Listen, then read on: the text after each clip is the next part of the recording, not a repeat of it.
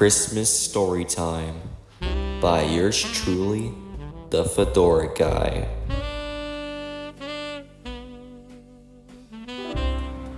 Twas the night before Christmas, when all over the house, not a creature was stirring, not even a mouse.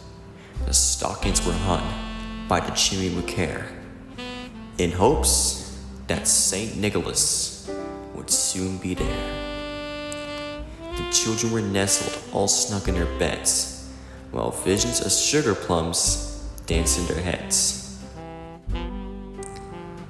And Mama in her kerchief and I in my cap had just settled our brains for a long winter's nap.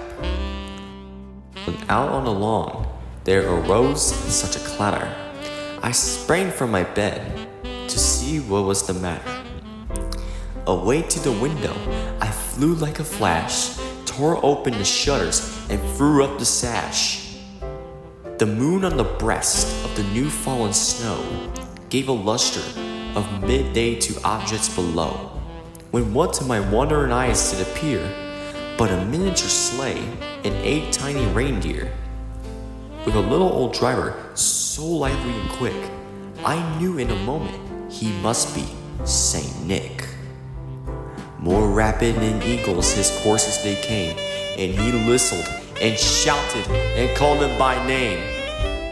Now Dasher, now Dancer, now Prancer and Vixen, on Comet, on Cupid, on Donder and Blitzen, to the top of the porch, to the top of the wall, now dash away, dash away, dash away all. As leads that before the wild hurricane fly, when they meet with an obstacle, mount to the sky, so up to the housetop the coursers they flew, with the sleigh full of toys, and Saint Nicholas too.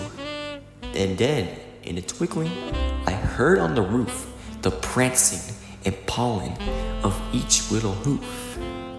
As I drew in my head and was turning around, down the chimney Saint Nicholas came with a bound. He was dressed all in fur, from his head to his foot, and his clothes were all tarnished with ashes and soot. A bundle of toys he had flung on his back, and he looked like a peddler just opening his pack. His eyes, how they twinkled! His dimples, how merry! His cheeks were like roses, his nose like a cherry.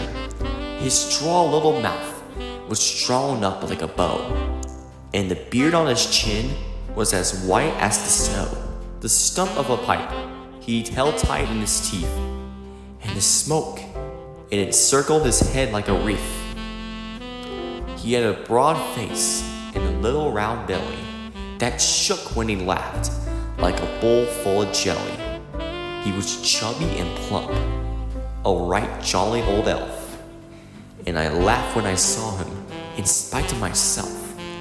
A wink of his eye and a twist of his head soon gave me to know I had nothing to dread.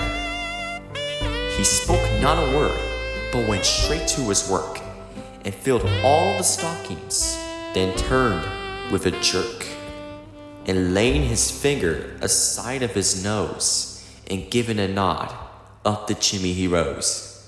He sprang to his sleigh, to his team gave a whistle, and away they all flew like the down of a thistle.